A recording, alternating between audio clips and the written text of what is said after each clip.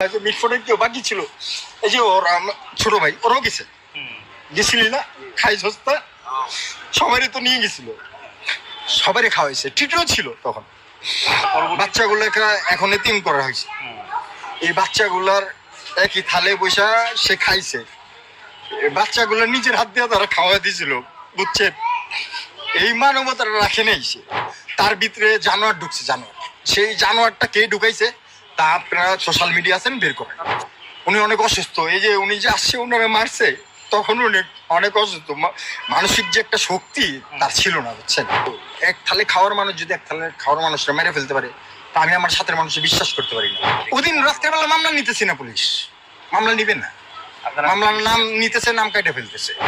এই আনসার কেন এখানে মারছে, একটা আনসার বেরোইছে সশস্ত্র বাহিনী বলে তাদেরকে, উনাদের কাছেই তো জনগণ সিগারেট নেয়, উনি তো নিজেরাই টাকা খায়, কুল পায়।